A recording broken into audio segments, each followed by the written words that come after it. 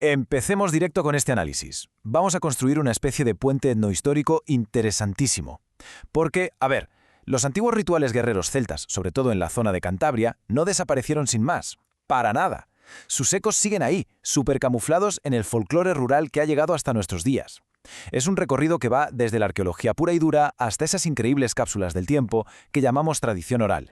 Bueno, para que nos organicemos un poco, esta va a ser nuestra hoja de ruta. Arrancaremos con la monomaquia celta, pasaremos por el espectacular cementerio de Sejos y sus ídolos, y luego nos meteremos de lleno en las cofradías de guerreros, los rituales juveniles y las antiguas alianzas matrimoniales. Un poco de todo, vamos.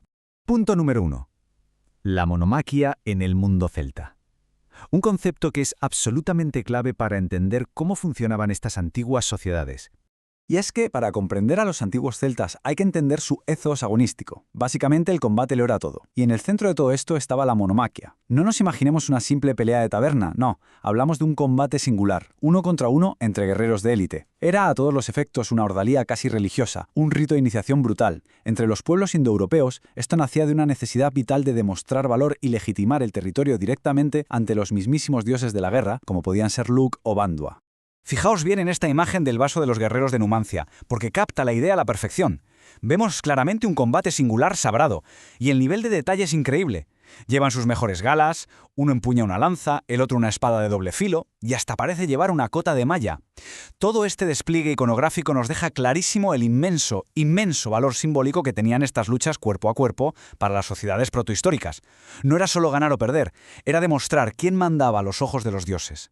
Pasemos a la sección 2, el cementerio de Sejos. Dejamos la teoría general y nos vamos directos a la geografía montañosa de Cantabria.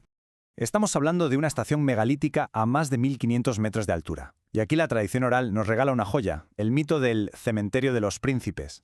Cuenta la leyenda que después de una guerra agotadora, los hijos de los reyes decidieron enfrentarse a cuerpo muerto, hasta que solo quedara uno, enterrando a los caídos justo ahí. Esto no es solo un cuento para no dormir, es una cápsula del tiempo brutal. Codifica la memoria de antiguas disputas reales por los pastos de verano, el famoso derecho a puerto, usando la monomaquia como solución definitiva a un conflicto territorial. Ahora, si dejamos de lado el mito por un segundo, lo que la arqueología nos muestra en Sejos es fascinante. Tenemos estructuras funerarias reales que nos llevan directamente a la edad de los metales, justo entre el Calcolítico y la edad del Bronce. La gente de la zona siempre ha dicho que estas piedras inmensas marcan las tumbas de esos príncipes de leyenda. Pero claro, aquí choca la leyenda con la ciencia pura y dura. El mito popular dice que esos grabados en la piedra son el escudo y la espada de oro del príncipe que ganó. Suena épico, ¿verdad? Pues la realidad arqueológica es distinta, pero igual de interesante. Los grabados muestran una figura antropomorfa muy simplificada. Ese rectángulo con rayas sería el manto, un tejido típico de alguien con mucho estatus en la comunidad. Y los círculos de arrima son una abstracción total de los ojos y la nariz, es decir, un simbolismo funerario antiquísimo y profundísimo, nada de armas doradas. Entramos en la tercera parte, el simbolismo de estos ídolos. Porque lo de Sejos, como vamos a ver, no es un caso aislado, ni mucho menos. Efectivamente, si miramos más allá, encontramos este mismo patrón. Figuras humanas simplificadas y con esos mantos de rayas en un montón de monumentos megalíticos por la zona cantábrica y sus alrededores. Tenemos el Montijedo, el Hoyo de la Gándara o el famosísimo ídolo de Peñatú en Asturias. Esto nos dice algo crucial. No fue un artista solitario en Serejos. Estamos hablando de una práctica cultural, funeraria y simbólica súper estandarizada por todo el norte de la península durante la prehistoria reciente. Pasamos al punto 4, las cofradías de guerreros y los mercenarios. Dejamos a los muertos y nos centramos en cómo se organizaban las sociedades y los guerreros vivos. Aquí entra un concepto antropológico y académico fascinante, las Männerbunde, o Fiana. Hablamos de temibles cofradías de jóvenes guerreros, agrupados por edad. Y lo más interesante a nivel sociológico es que funcionaban totalmente al margen de las familias patrilineales típicas. Se iban a vivir a los bosques o a las montañas. Básicamente se aislaban de la sociedad agrícola productiva para entrenar, cazar y hacer racias, esas pequeñas incursiones rápidas. Era una relación muy simbiótica pero tensa con las aldeas locales. Dependían de ellas para comer, pero a cambio las protegían, o directamente las intimidaban, un equilibrio de poder de lo más precario. Y aquí es donde la etnohistoria nos deja con la boca abierta. Fijaos en cómo esta realidad ha sobrevivido camuflada en los cuentos rurales de monstruos. En Cantabria está la leyenda de Sansón, un hombre gigante y salvaje que vivía en una cueva y obligaba a los aterrorizados vecinos a subirle la cena todas las noches. Vamos, que este cuento resume a la perfección el recuerdo cultural de cómo funcionaba el sustento de esas cofradías juveniles durante sus periodos de retiro ritual. Es la historia viva. Con la llegada de Roma, la dinámica se complica y muchas de estas cofradías guerreras locales acaban derivando hacia el mercenariado. Aquí tenemos el gran debate sobre la figura del Aro el Cántabro. Por un lado, pudo haber sido un líder mercenario real, superfiero, que se enfrentó al mismísimo Escipión con un hacha de doble filo. Pero por otro lado, algunos expertos sostienen que el Aro no es más que un cliché literario, un recurso dramático inventado por el poeta latino Silio Itálico para exagerar el salvajismo bárbaro. Lo cierto es que hay que mantener la neutralidad académica aquí. Es un ejemplo perfecto de cómo los textos clásicos a menudo mitificaban la violencia de estas tropas locales cuando chocaban con el Imperio Romano. Esta ilustración del héroe celta irlandés Cuchulainn luchando contra su amigo Ferdiad captura maravillosamente el famoso furor heroicus. Autores clásicos como Estrabón hablaban del furor bestial de los cántabros. Era un estado de trance puro en el combate, una violencia ritual tan extrema y descontrolada que el guerrero, ciego de ira, era incapaz de distinguir entre el enemigo y su mejor aliado. Esta psicología bélica salvaje era el núcleo absoluto de la identidad de estas hermandades.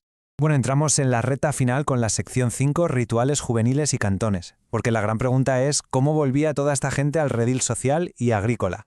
La respuesta está, sorprendentemente, en una vieja costumbre pastoral. Resulta que las violentas incursiones de saqueo de la antigüedad evolucionaron con los siglos hacia algo muchísimo más pacífico.